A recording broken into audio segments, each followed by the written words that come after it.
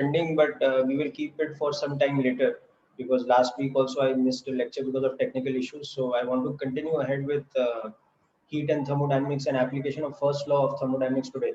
And I will come back to the discussion of the doubts of major test 7, probably in the second half of today's lecture or otherwise in the next lecture. In the meantime, if there are any questions you were not able to do in the advanced paper in particular, you can also send me by WhatsApp. I will send you some hints or some uh, methods, etc. of solving. Okay. So this is heat and thermodynamics session number 6 for us. So let us begin.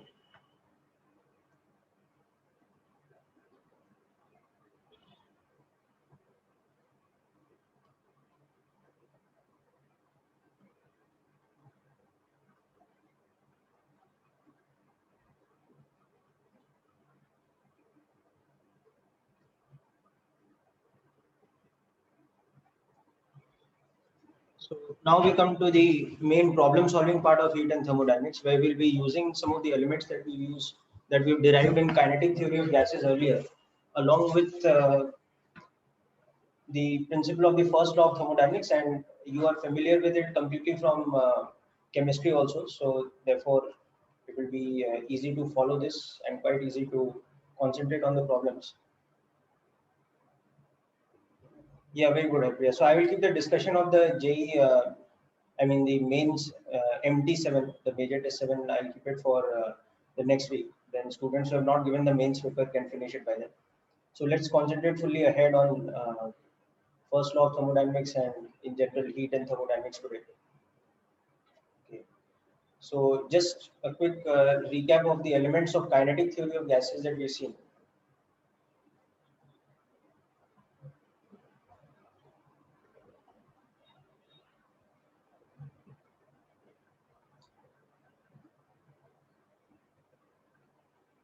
So by using the elements of the or the assumptions of the kinetic model, we saw that Vrms is square root of 3 PV divided by total mass. Okay. Or that becomes square root of 3 RT by molar mass or 3 KT by small m. And we of course have the relation PV equal to nRT, or PV is equal to number of molecules into Boltzmann constant into T, where of course we understand number of moles is number of molecules divided by Avogadro's number, and Boltzmann constant is universal gas constant divided by Avogadro's number. So these are the standard things. Now further up from this, we see that average translational kinetic energy per molecule,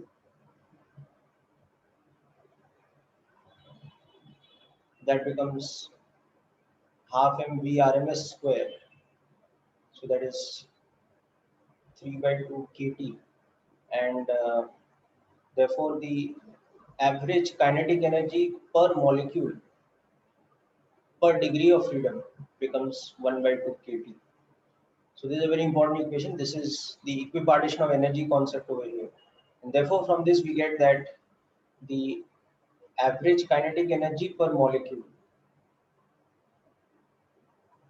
becomes F into half kT, where F is degrees of freedom. So F is equal to 3 for monoatomic gases, 3 translational degrees of freedom, and that's about it. Whereas for diatomic gases, F is 5.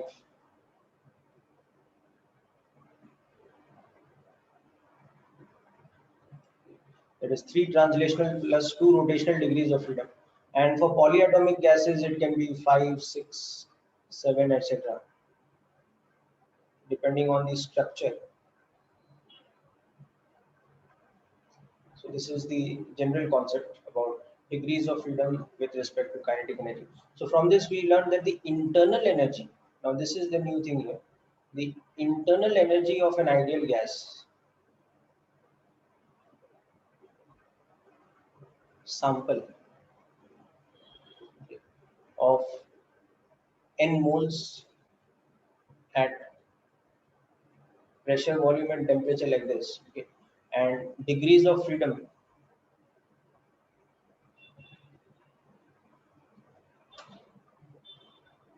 F. Okay, so how do we define the internal energy of an ideal gas. So going back to one of the assumptions of the kinetic model, we saw that there is no intermolecular force between gas molecules. So there is, so the only type of, yeah, I use 3 translational plus 2 rotational. Uh, there are degrees of freedom written, I use. So translation can happen along 3 mutually perpendicular axes x, y, and z, but rotation can happen only about 2 possible axes, both of which are bisecting the axis of the molecule perpendicularly. Whereas the rotation about the molecule's own symmetry axis does not involve any kinetic energy because the moment of inertia about such an axis is 0. Okay, so that is why there are only 2 rotational degrees of freedom. So remember we had discussed that a diatomic molecule is linear in shape. It's like a dumbbell shape. So the moment of inertia about its own symmetry axis, it does not count. It's 0. But the moment of inertia about an axis bisecting the dumbbell perpendicularly, that is a non-zero quantity. Hence, there are 2 degrees of freedom for the rotational kinetic energy, whereas there are 3 degrees of freedom for the translational kinetic energy. Okay, that's how the concept of F equal to 5 came for the degrees of freedom for diatomic gas. Okay. Now coming back to the concept of internal energy. So from the assumptions of kinetic model, what we had understood is that the gas can store only one type of energy, the gas molecules, that is kinetic energy. So the internal energy is nothing but the total kinetic energy of the gas molecules. So we'll generally denote the internal energy with the symbol U. But unlike in mechanics, here U is not potential energy because there is no force between the intermolecular, I mean, there's no intermolecular force between the molecules of an ideal gas. So there's no question of potential energy because where there's no conservative force, we cannot define potential energy. So that means the sample of an ideal gas, its molecules cannot store any form of potential energy. Its molecules can only store kinetic energy, and that becomes the what we call the internal energy of the gas. So the internal energy U is nothing but it is equal to the total kinetic energy of its molecules. That gas samples molecules, the total amount of kinetic energy stored by all of them put together, that is what we define as the internal energy. So that should become the number of molecules into the average kinetic energy per molecule. So that should become n into degrees of freedom into half kV. But keep in mind that n into k is the same thing as number of moles into gas constant. So this is nf by 2 RT. So this becomes the formula for the internal energy of an ideal gas, which, as you know, we'll be using a lot in the first law of thermodynamics applications. So we can also write this as the product of pressure and volume. So internal energy can also be written as F by 2 into pressure into volume, or NF by 2 RT. So these two formulae are interchangeable. Wherever we have an nRT kind of term, we can always interchange it with product of pressure and volume in thermodynamics. So the reason why the internal energy of the ideal gas consists of only the kinetic energy of its molecules is because, remember, gas molecules do not experience intermolecular attraction force.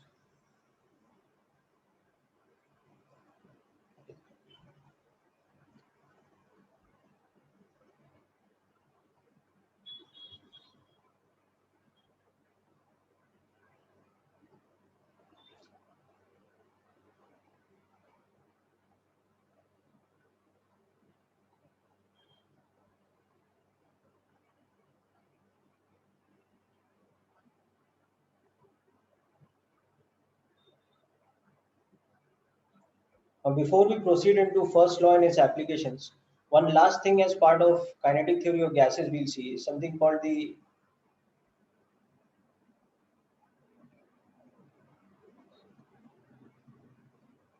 if there is vibrational kinetic energy involved, but even then the see that vibration is happening within a molecule now. So there is no intermolecular attractive force. That is like an interatomic potential energy. You understanding the point, Aman? If a gas molecule is vibrating, it is vibrating with respect to its own center of mass. It's like the atoms of the molecules, they are vibrating with respect to their center of mass. So the kind of force, the restorative force involved for that vibration is the interatomic force, not the intermolecular force.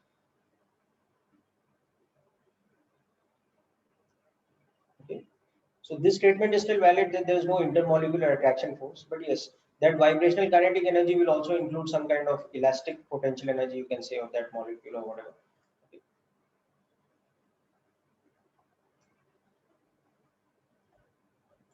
But primarily here we are talking about monoatomic and diatomic gases, so there is no kind of potential energy involved at all. It is pure kinetic energy, which is covered in the degrees of freedom.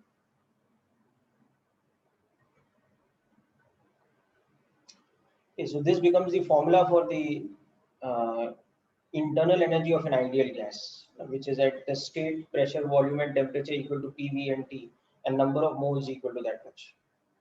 Okay. Yeah. So now, as I was saying before, we move on, we'll quickly discuss one additional concept, and that is the Maxwell-Boltzmann distribution curve. That is the relationship between velocity, distribution, and energy.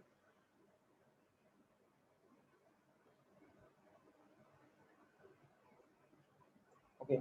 So that is basically quite a complex function, but we will understand it in context of something very simple.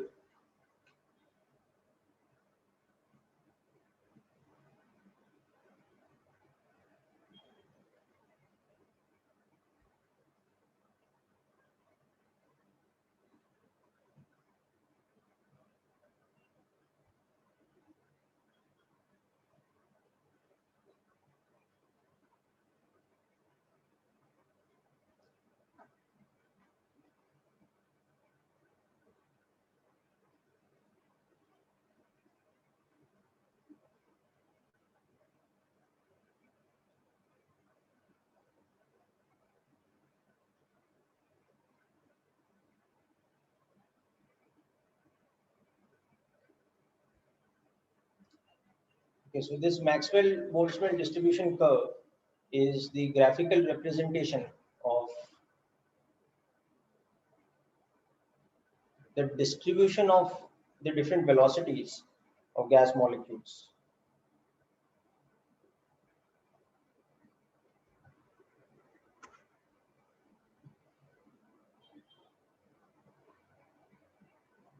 So it is a curve that is of probability of distribution. It is probability of a certain velocity with respect to the velocity of gas molecules. It is magnitude of velocity, of course. Okay. So typically the velocities are in the range of 100 meters per second,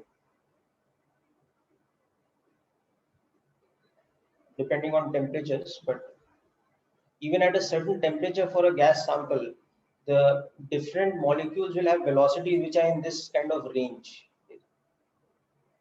something like this in meters per second.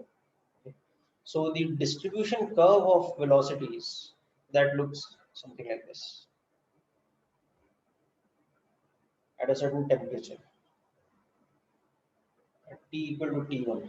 At a different temperature, that distribution curve will change, and we'll discuss how it will change. So by probability, we mean what we are plotting is more like a probability density function. So that probability density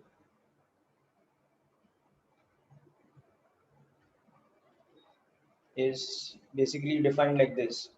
It is 1 upon capital N dN by dV.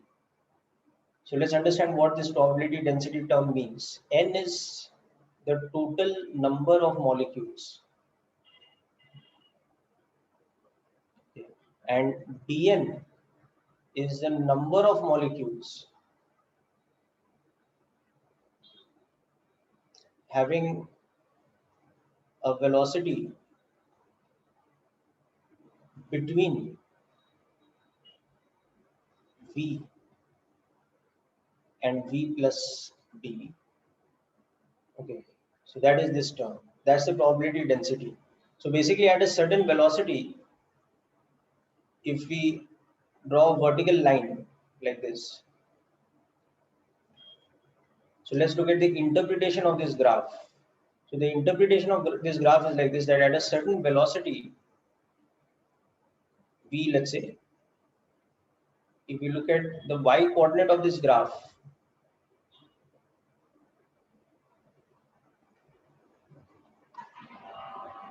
it gives me this quantity. Okay, so let's say this is some arbitrary v, and this is the value of 1 by n dn by dv at that point. Okay, so now if I take a small range of velocity like this, I draw this vertical strip and calculate the area of that strip. So the second point over here is at v plus dv, whereas the first point where I've drawn this vertical strip now, the first point or the first line of the vertical strip is at a velocity v, and the second one is at a velocity v plus dv. So the area of this strip of a vertical strip, okay, that will become 1 by n dn by dv. Okay, that is the height of the strip multiplied by the width of the strip, which is dv. So it is nothing but dn by n. So it is basically the probability of a molecule. I mean, the probability that molecules have velocity between v and v plus dv, because dn is the number of molecules which is having a velocity in this range. So that number of molecules having that specific range of velocity divided by the total number of molecules is the probability factor for the velocity to range between v and v plus dv. So because it's this quantity, it is nothing but the probability for the velocity to range between, so that particular vertical strip, its area is equal to the probability for the velocity to range between v and v plus dv. So that's why the total area subtended by the curve on the x-axis, that is nothing but the total number of molecules.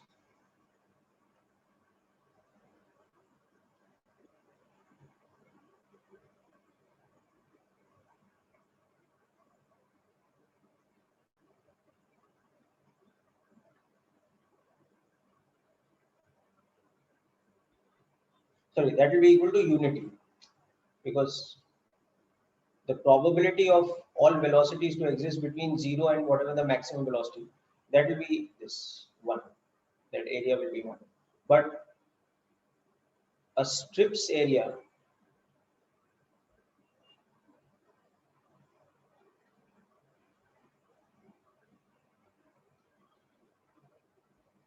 that is the probability factor.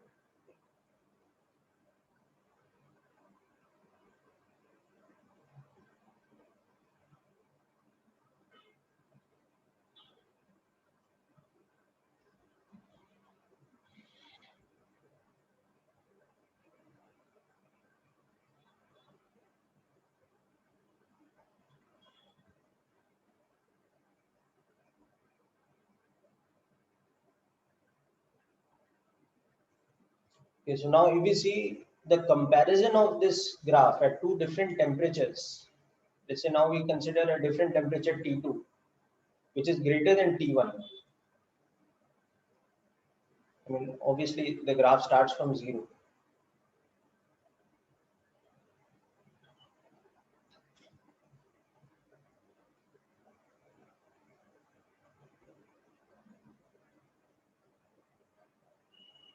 Become like this. T2 is greater than T1.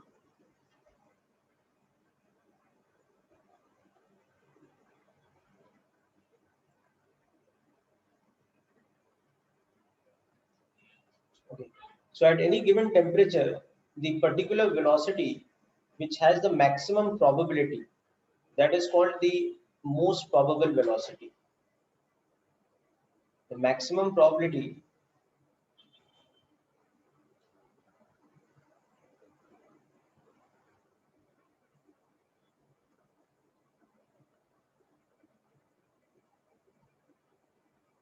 we denote it with BMP. So additionally,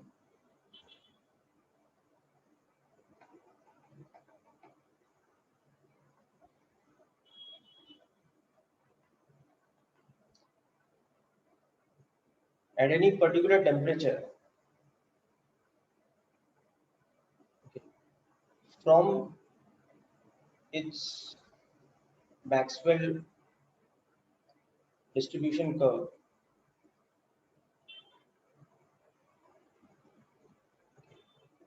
the value of velocity at the peak or maximum probability point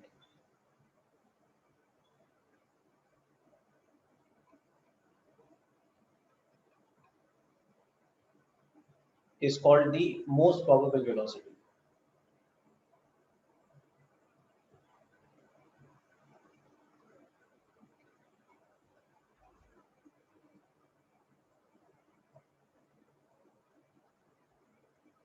So it has this kind of a symbol. Okay. And it is given by a particular formula, which we will see next. So most probable velocity is given by a formula square root of 8 RT divided by pi m, where pi is the irrational number approximately equal to 3.142. Oh, sorry, my mistake. Most probable is not this formula. Most probable is square root of 2 RT by m. This is another formula called the mean speed. We'll come to that later. The most probable velocity formula is square root of 2 RT by m. So it's a little confusing, these formulae, but just make sure you remember them. So RMS velocity is what we use for equipartition of energy and all that, and that one is square root of 3 RT by m, whereas most probable velocity comes from a statistical formula, whose derivation we will not get into over here. That's not in our syllabus. Okay. But the value is important for us, and that is equal to square root of 2 RT by m. Yes, Vaishnavi, that was the point you were making, that it's 2 RT by m. Okay.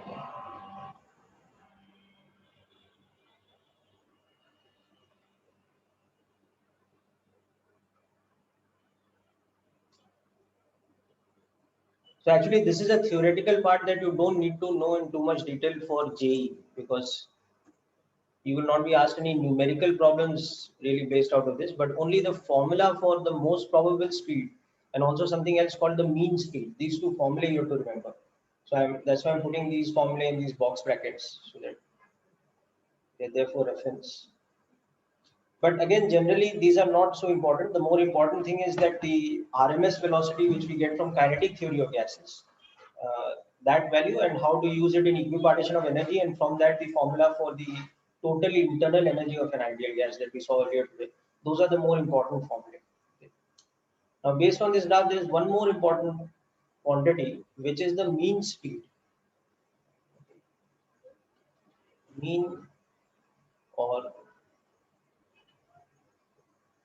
average.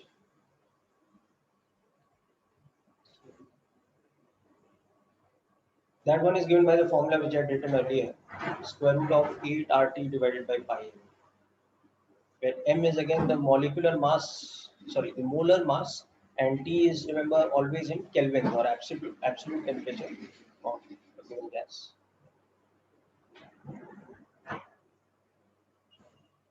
So in all these formulae, T is always in Kelvin.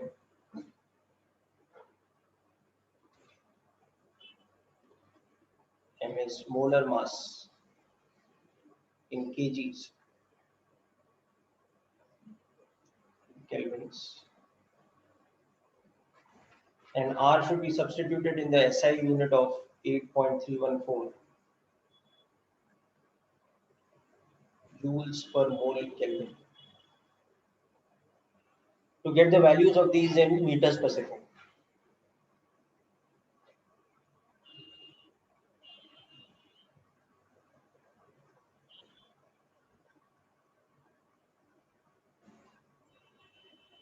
So this average speed actually comes from doing this calculation.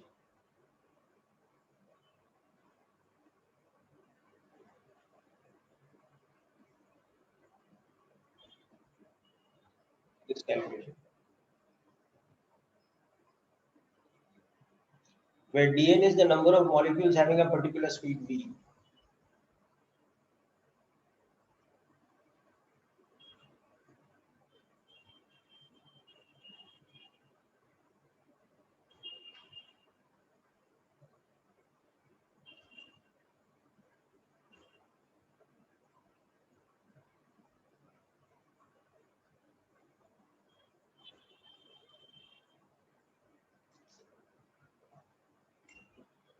Okay, now the distribution function itself is given by a rather complex transcendental type of relation or exponential transcendental type of relation.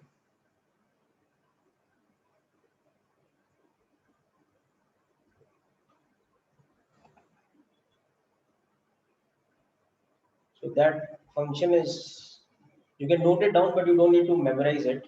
Okay. So it is like this. The probability distribution.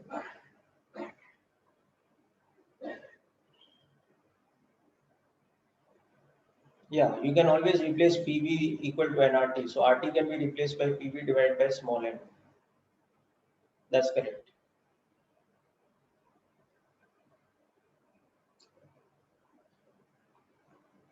So basically this quantity, na, RT by M can always be replaced by PV by N capital M or PV by capital N into small n. These are always interchangeable. Okay.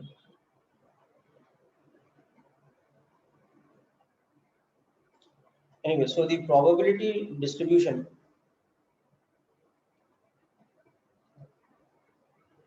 function,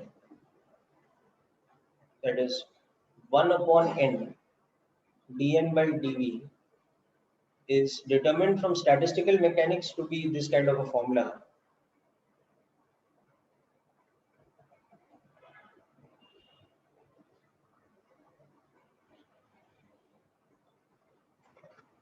Put this in a bracket with the power half on top.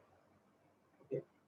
Into this exponential term of minus kinetic energy per molecule divided by kT. So this thing is the power, that minus of half mv squared by kT is the power of the exponential term. Hence the graph of it is like this. The graph of this function versus v, it's this sort of a graph.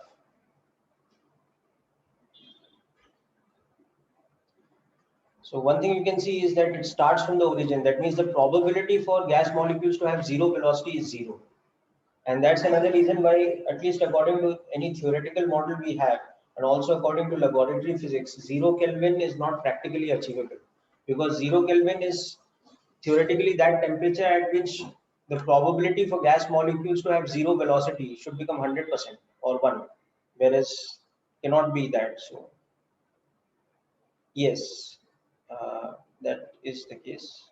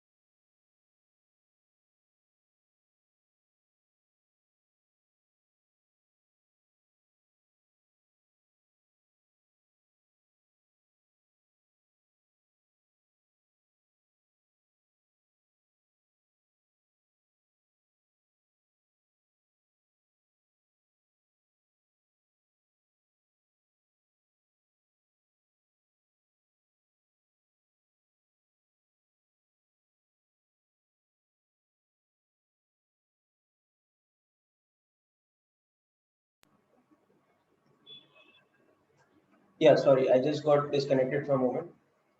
Yeah, so coming back to this function, yeah, Kevin, I will scroll up. Yeah, so I will come back to the probability distribution function. First, you just understand the meaning of the probability distribution curve itself, and this interpretation which I have written down in the note over here, that the area of this vertical strip whose thickness is dV, and this vertical strip over here, its thickness is dV. So it's the strip that is ranging from a velocity of v to v plus dV. So that the area of this strip is equal to this probability fraction dn by n. So it is the probability factor for molecules to have a velocity ranging between v and v plus dv.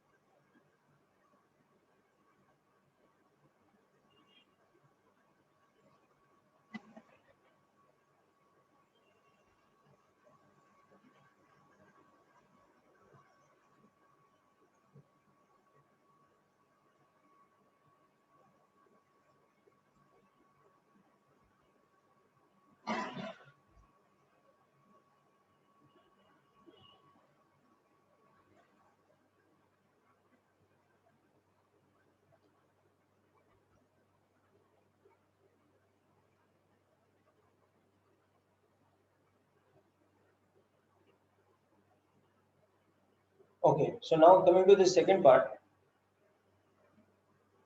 this this is actually dn by n. This term is like this.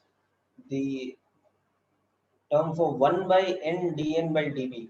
which is the probability distribution function, is slightly different, and that is given by this formula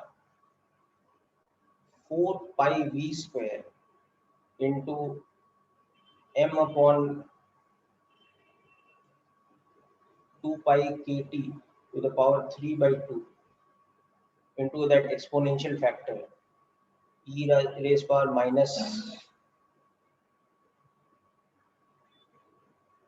half mv square by kt. This factor. Okay. So you'll find this in HC Verma or any other standard book. It's there in your module also. I'll take you through that once. But this is the probability distribution function. In this, m is capital M by Avogadro's number. It's molecular mass.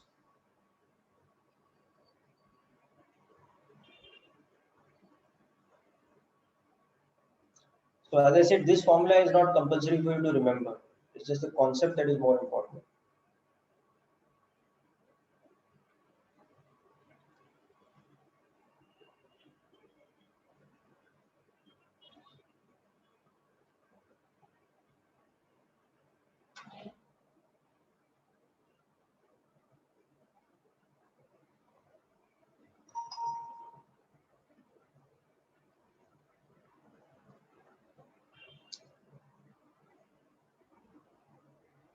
So basically, when a gas is temperature is changing from, let's say, higher to lower, the distribution curve for it,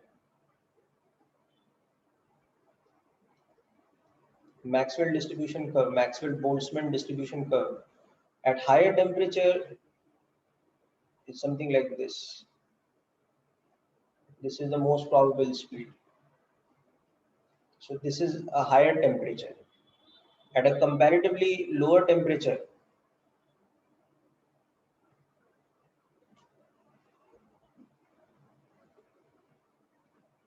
the graph would have changed like this. The most probable speed decreases with temperature, but its probability increases because the curve becomes thinner and thinner. That is the nature of this exponential transcendental graph. And at an even lower temperature, the graph would shift to something like this.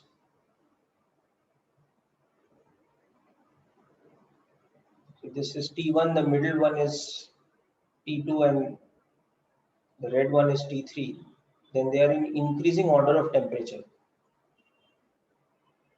T1 is less than T2 is less than T3.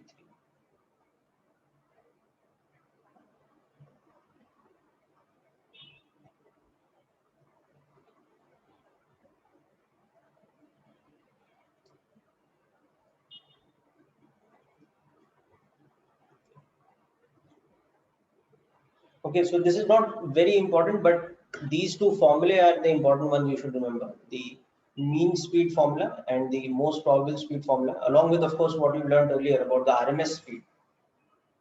Remember, V RMS is square root of 3 RT by M. So RMS is the maximum one out of the three, and means most probable is the minimum one out of the three. Is also easy to understand. Okay, so that completes our kinetic theory of gases. Now we move on to the most important part of heat and thermodynamics for us from the JEE point of view, both in terms of the conceptual level of questions as well as in terms of the total weightage number of questions that come. And that is the first law of thermodynamics and its applications.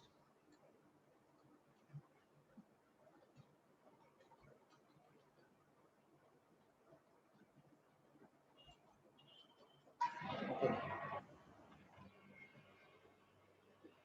So any process in which the state of a gas is being changed because of the exchange of heat and the exchange of mechanical energy with it, or mechanical work done on the gas or by the gas, whatever, by exchanging mechanical work and by exchanging heat, some kind of combination of these two things. If we are changing the state of a gas, state of a gas is represented by its pressure, volume, and temperature. So if such a process is changing the state of the gas, then in general it is called a thermodynamic process. So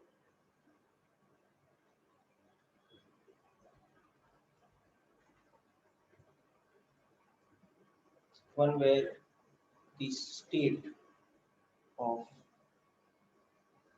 a gas or a system is changed by the exchange of heat, okay, and or mechanical work. Okay. That kind of a process is called a thermodynamic process. And for any thermodynamic process, the heat supplied, the net heat supplied to the gas is equal to the change in its internal energy plus the work done by the gas. This is the statement of first law. Now, at first inspection, you will find it different from the chemistry equivalent of it.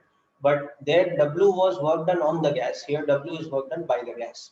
So make sure you understand this over here. Q is the net heat supplied to the gas in the process. So the gas is absorbing a net amount of heat, then Q will become positive. Whereas if the gas is losing heat, then Q will become negative. So if the gas absorbs a net amount of heat during a process, then Q will be positive because it is net heat supplied to the gas. Okay, so to the gas by its surrounding environment. Whereas if it loses or dissipates a net amount of heat, then Q will become negative. Because if the gas is losing heat, then the net heat supplied to the gas is a negative quantity. Then the next thing, delta U is, of course, the change in its internal energy.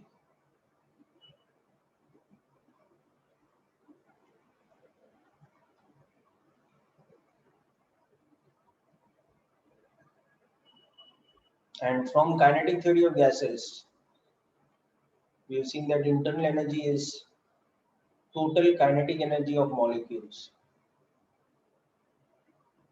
That is okay,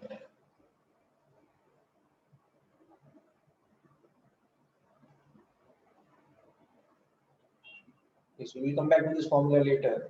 And W is, now this is very important, and this is where it is different from chemistry. It's just the opposite. It is work done by the gas on its surrounding.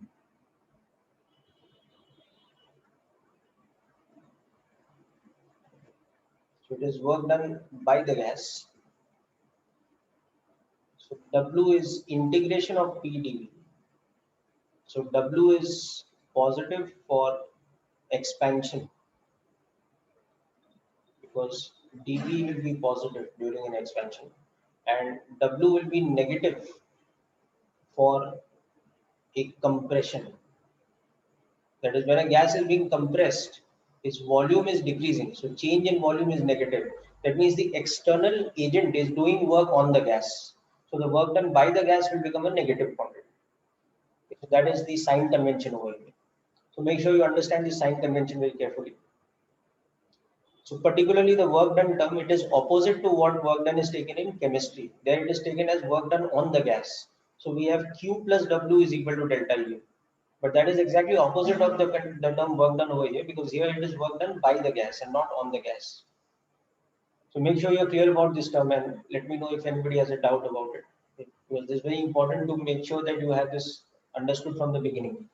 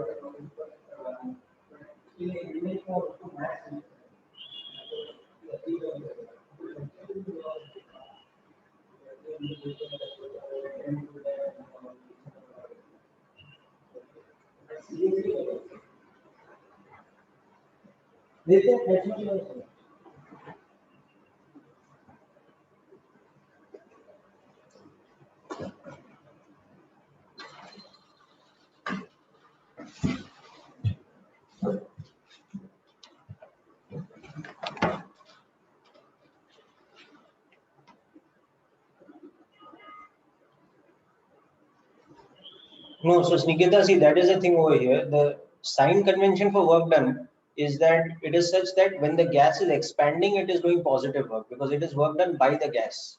I'll explain it in a diagram in a moment, then it will be more clear. So that is why it is PdV integration and not minus PdV, because it is work done by the gas on its environment and not the work done on the gas by the external agent. Is this point clear, Nikita and Vaishnavi? Okay, it is work done by the gas and not work done on the gas. So let's just think of a sort of practical situation where we are applying this concept. So if we visualize a situation where what is happening is we have some kind of a chamber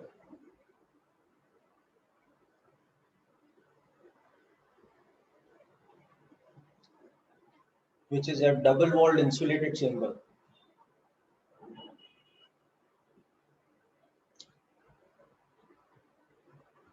Okay, but it is also filled with a piston. I mean, it's also fitted with a piston.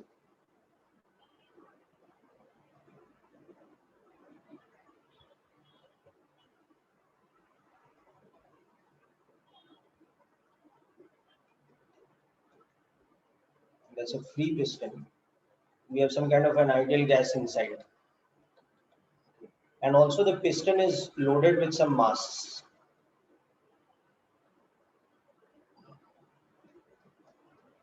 Okay. Now suppose we supply heat to the gas, okay, and these walls are insulating so that heat cannot escape. So what will happen is that the heat will tend to, heat is ultimately nothing but a form of kinetic energy. It is molecular activity, molecular kinetic energy. So supplying that heat energy will mean that these molecules will start moving faster.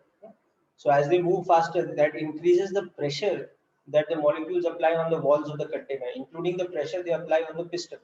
So now what will happen is that the gas might apply a force on the piston. So that force will be equal to the pressure multiplied by area, where A is the area of the piston, okay, and P is the pressure of the gas. So F is the force applied by the gas on the piston. So if the piston is in equilibrium, then this force should balance the weight plus the force that the atmospheric pressure is applying. But if we increase the pressure of the gas, it will tend to go out of equilibrium and the piston might displace by a small amount dx like this. So as it displaces, the work done by the gas, by F, that means it is by the gas, that work done will be F dx. So it will be P into A into dx. Now A into dx is nothing but the change in volume of the gas. So it is P dV, because if this total thing is X, then the volume of the gas inside. So if it is at pressure P, volume A into X. So the change in volume is A into dx. Okay. So A dx is nothing but dV, the change in volume. So applying that over here, you can see that work done by the gas is integration of this. So it is integration of P dV. So you can see as long as the piston is going up, the gas is expanding. So the work done by the gas is positive.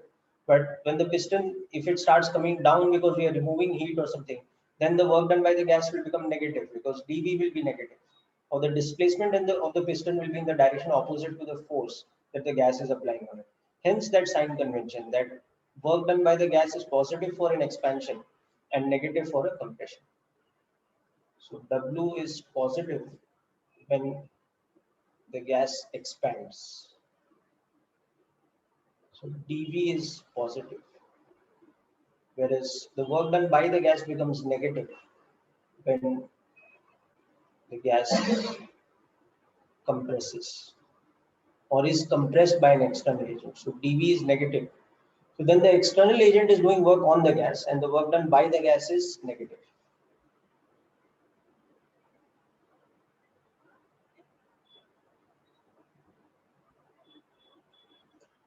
Very good. Okay. So now you can see whatever heat you are supplying, part of it might go into increasing the kinetic energy of the gas molecules.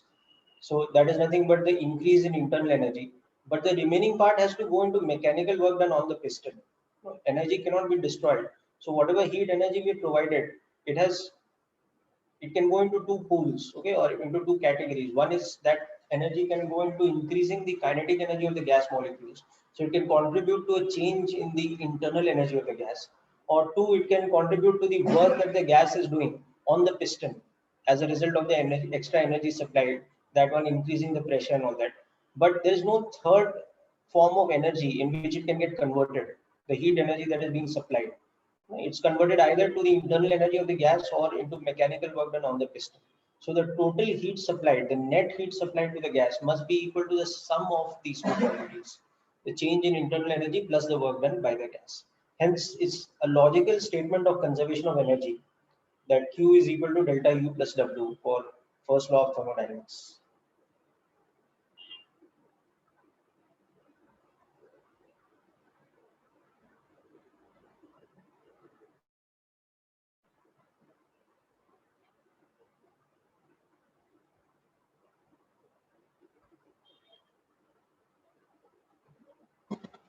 This dW is the work done by whom? By the force F. And who's applying the force? It is the gas. So ultimately, it is the work done by the gas. Understood? No? Is work done by that particular force, because on the piston there are other things also which are doing work. There's the normal force that the weight above it is applying downwards. That's also doing work. There's the force due to atmospheric pressure from above, which is acting downwards. And atmospheric P naught pressure P naught into area. That's also doing work. But we are considering only the work done by this particular force F, which is nothing but the force that the gas is applying.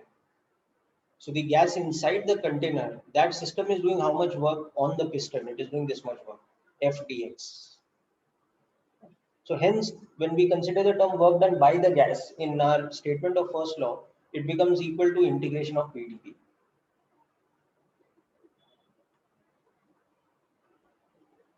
Okay. Now the next thing we should understand that for any thermodynamic process that is conducted very slowly, or technically what we call quasi-statically. Quasi-static means almost static. Quasi means uh, approximate or almost. So almost static or approximately static, that kind of a process. So what is happening in such a quasi-static thermodynamic process or a slow process is whatever change we are introducing to the state of the gas by supplying heat or doing work on the gas or combination of the two things, or by absorbing heat from the gas, letting the gas do work, whatever be the case, if we allow these changes to happen very slowly, then it is called a quasi-static process. So what that means is that as we are changing the state of the gas is always in almost equilibrium. So that's what is meant by quasi-static. That we supply a bit of heat, so the pressure increases, but it increases by a very small amount. So the piston is still almost in equilibrium. It just moves up a little bit and comes to a new state of equilibrium. Then we again supply a little bit more heat, but very slowly. So the piston immediately comes to a new state of equilibrium. So we are not ever doing this kind of situation where we supply heat suddenly by a large amount so that the piston goes equilibrium. It starts accelerating. We don't want that to happen. We are talking about quasi-static processes. So if we are supplying heat or we are absorbing heat or if we are pushing the piston down and doing work on the gas, any such change done by the external agent must be done very, very slowly so that during that change, at every point of time in between, the gas is in a quasi-static state. That means almost equilibrium kind of state. So if it is in a quasi-static state, then we can define the pressure, temperature, and volume of the gas. If it is not, then many of the properties of the gas, like the pressure, the density, the temperature, etc., will not be isotropic through the gas. And then we cannot apply the ideal gas equation that PV is equal to nRT. So for the ideal gas equation to be valid, for the formula for internal energy to be valid, the gas molecules must be almost approximately in a state of equilibrium at every point in between. Hence, it is important that next when we apply a particular formulae to first law, that Q is equal to delta U plus W. Now, this is a universal statement. There's no problem with this. But when we apply a particular formula for delta U, when we apply the formula W is equal to integration PdV for work done, then it must be that the gas is going through a process which is quasi-static. Otherwise, we cannot apply this formula because the pressure is not consistent through the gas like that. So a quasi-static process is one which is very slow, such that during the process, every state of the gas, every intermediate state is almost an equilibrium state, or it is a quasi-static state. So for such a state, we can define the process on the PV space as a graph or as a curve. So for any quasi-static that is extremely slow thermodynamic process, okay, from some initial state,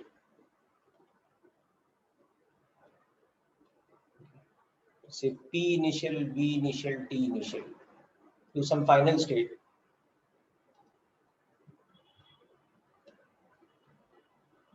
Let's say P final, V final, T final. So from this state to this state, okay, obviously for n moles of an ideal gas, okay, with degrees of freedom F known. Okay. So for this kind of thing, as long as we are talking about any quasi-static process or very slow process, okay, the thermodynamics or the thermodynamic process can be represented by a curve on the PV space, okay, from initial to final state.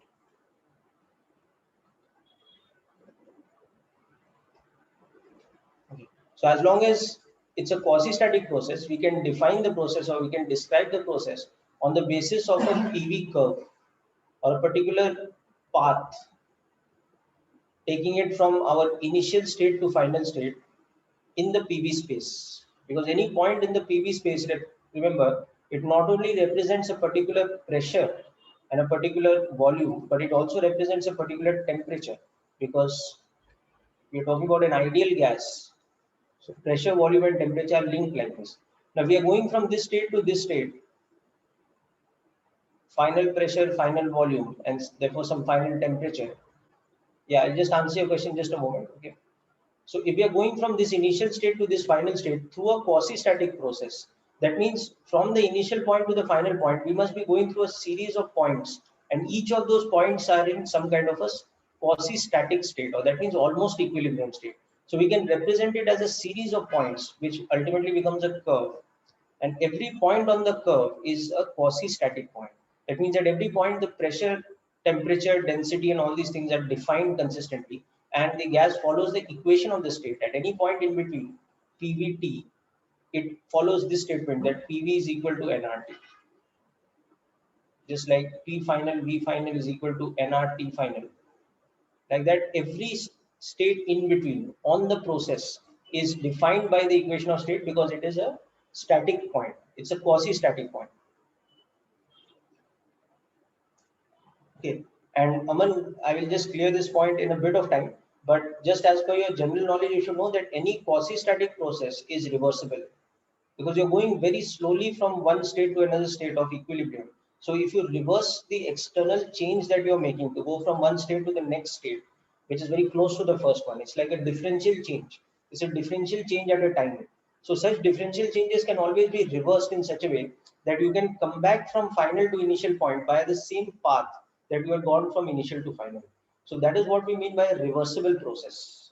So all quasi-static processes by definition are reversible, whereas sudden changes may not be reversible because they are not quasi-static.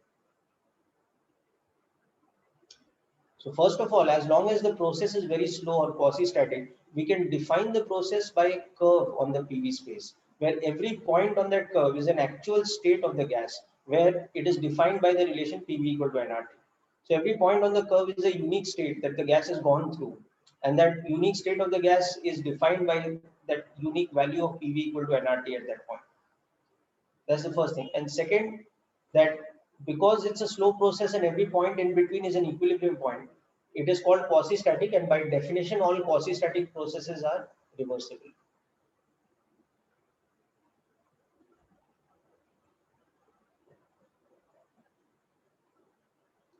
Yeah, in a sense, you can say that a perfectly quasi-static process will be a sort of an ideal kind of situation, an ideal experimental thing.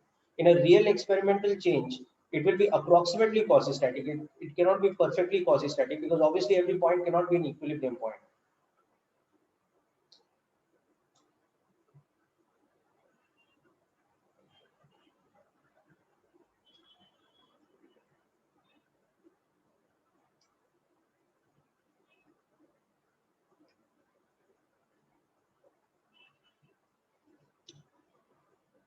Okay, so now when we relate this PV graph and equation of state with our statement of first law,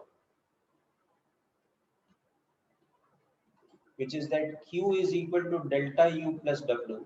In this, the most important thing we can see is that the delta U is what we call a state function.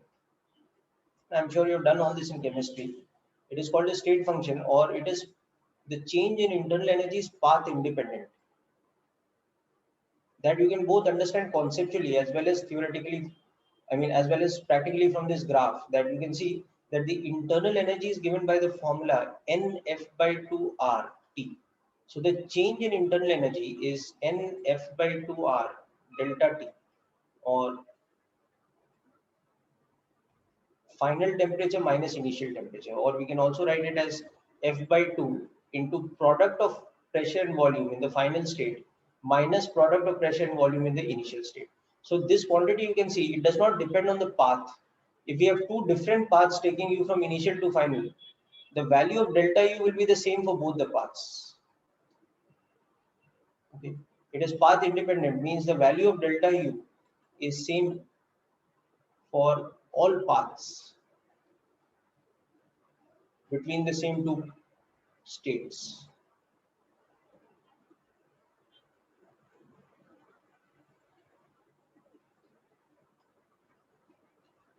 That is the initial state and the final state.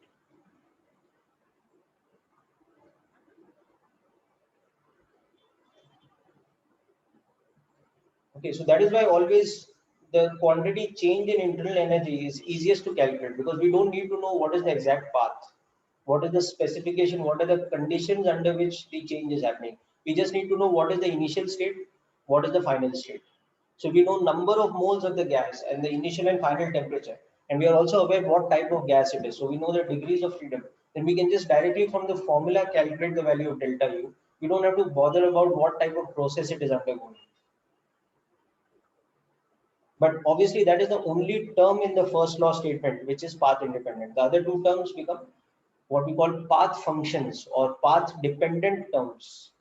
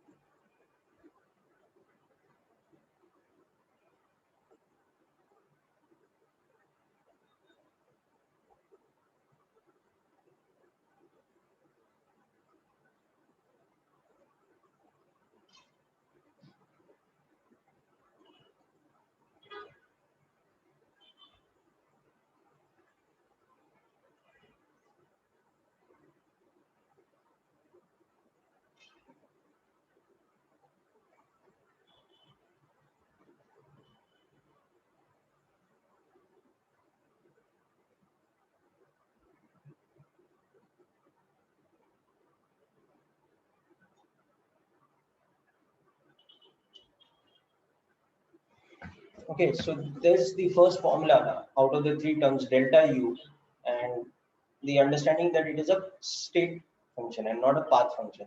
But now if you notice the quantity work done, that is integration of PdV. So it is area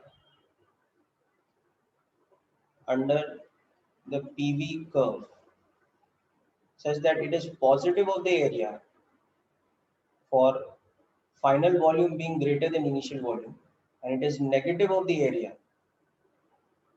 for compression. Okay. So obviously this becomes a path function, or what we call a path dependent calculation. Okay. So as a very simple example, suppose I have volume of, let's say, in liters and pressure in atmospheres, and in one case I'm going from this point to this point via horizontal straight line at a pressure of 1 atmosphere from a volume of 1 liter to a volume of 3 liters. But in another case, I'm going by this kind of process. where as I'm going from 1 to 2 liters, the pressure is increasing from 1 to 2 atmospheres. And then as I'm going from 2 to 3 liters, the pressure again decreases from, okay, 2 to 1 atmospheres. Okay. So you want to look at the work done by the gas in process 1 and 2. So calculate the work done by the gas in process 1 and process 2.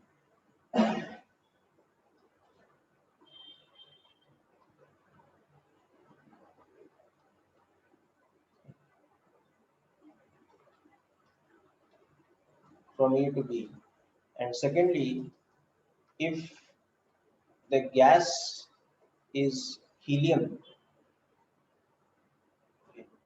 find delta U from A to B. How much is the change in internal energy from A to B? Take 1 atmosphere to be approximately 10 raised per 5 pascals. So this should be a very easy question for you. Just try this out quickly.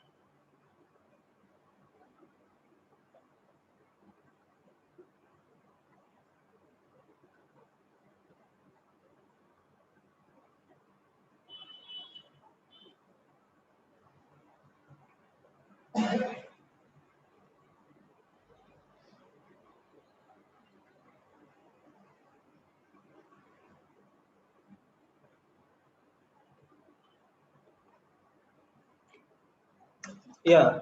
In, Kevin, that's correct. Good.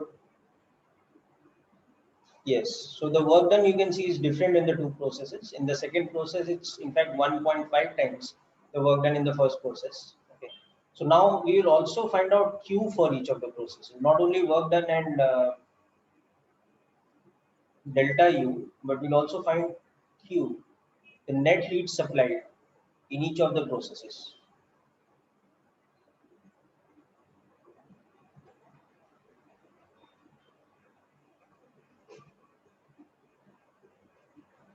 Okay. So let's come to the first part.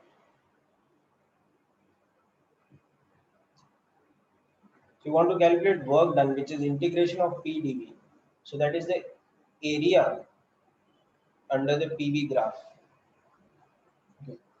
So you can see that in the first case is basically what we will learn very soon as the isobaric expansion, because the pressure is remaining constant.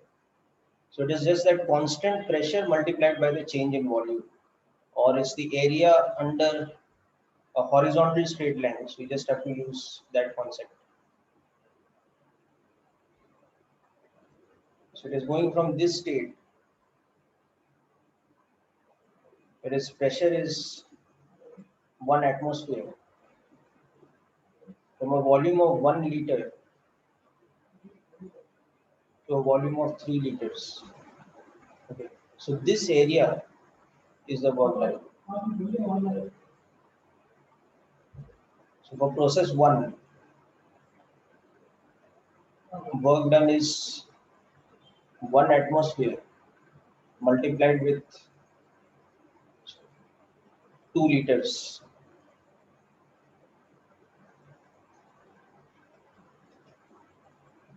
So 2 liter atmosphere,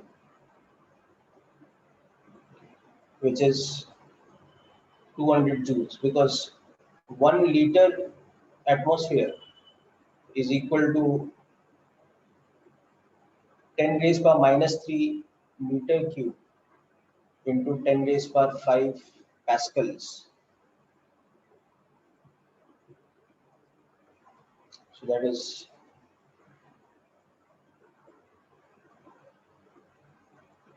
100 joules. Okay, so you should remember this also. 1 liter is 1000 milliliter, which is 1000 cc,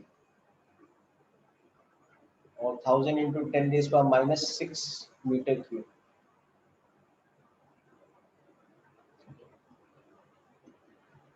So this is an important conversion. Whereas 1 atmosphere is actually 1.01 into 10 raised power 5 pascals. So it's approximately equal to 10 raised power 5 pascals. Actually, it's slightly larger than that.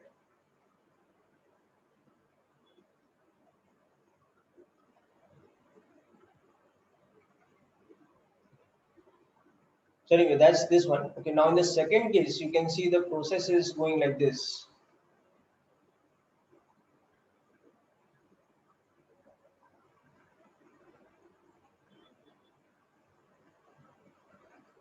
It is going to a pressure of 2 atmospheres.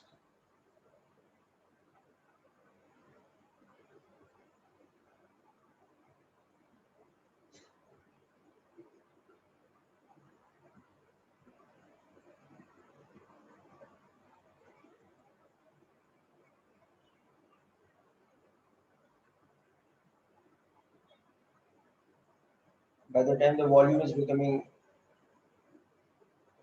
2 liters. So this total area we have to calculate for the second one. So in process 2,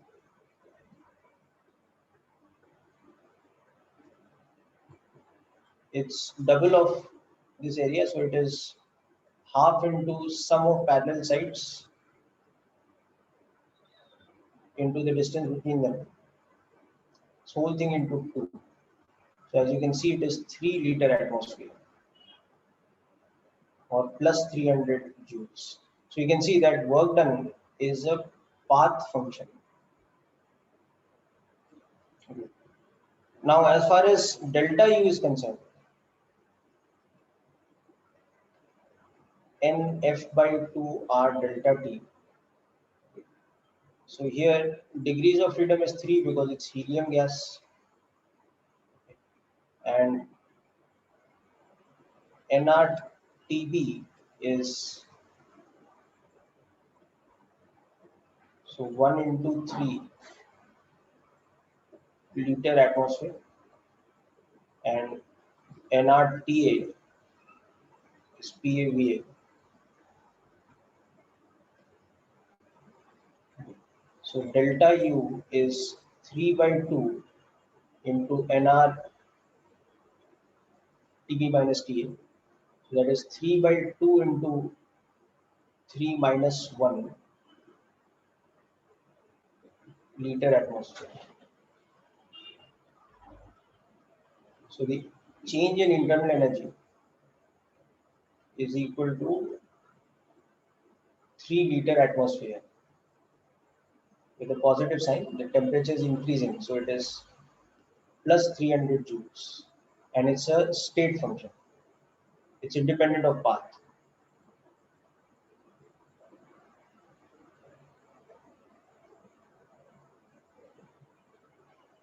Okay.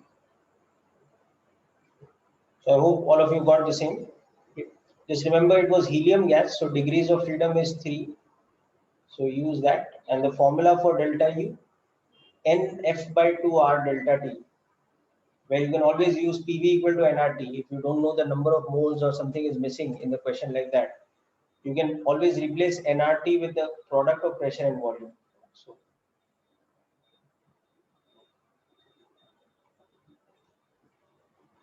So this is the standard way of solving any question with the application of first law of thermodynamics.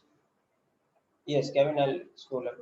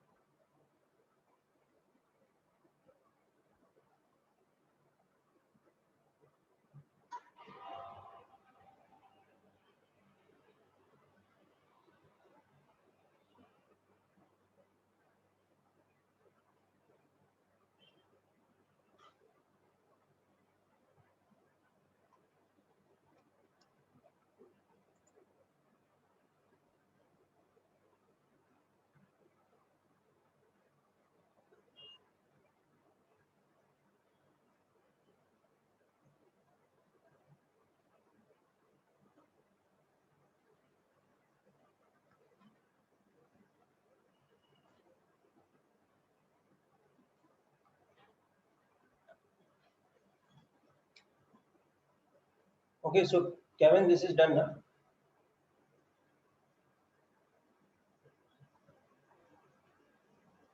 Okay. So always remember, internal energy is a state function, so it will always come from the initial state and final state. We don't need to look at the graph. We don't need to do any area under the graph calculation by geometry or by integration, whatever is the requirement. Whereas this thing work done, that is the path function. So that is the one precisely we need to look at the graph. If the graph is given or the formula of the process will be given, then we need to use integration PdV. So this is the path function, this one is the state function. Okay. And now finally we will use first law of thermodynamics to find Q in each case. So the third part, for process 1, Q will be equal to delta U plus W. So this is for the process 1, so W1. Okay. So this will become 300 joules plus the work done in that case was only 200 joules.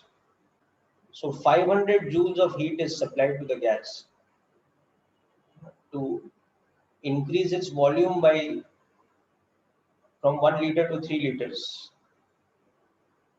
Yes, very good. That's correct, Aman. Okay. While keeping the pressure constant. Whereas for process 2, we are going in a strange kind of path. We are first increasing the pressure while expanding it. And then again, we are reducing the pressure while continuing to expand the gas. So the amount of heat supplied is becoming different because we are doing a greater amount of work done. I mean, the gas is doing more work. So the work done by the gas is greater by a factor of 100 joules. So in order to accomplish that, we need to supply more heat. We need to supply a total of 600 joules of heat. So this 600 joules of heat we are supplying is resulting in the same change in internal energy of plus 300 joules. But the gas is ending up pushing the piston more. It's doing more work on the piston. It's doing work of 300 joules. Whereas in the earlier one, it was doing a work of only 500 joules.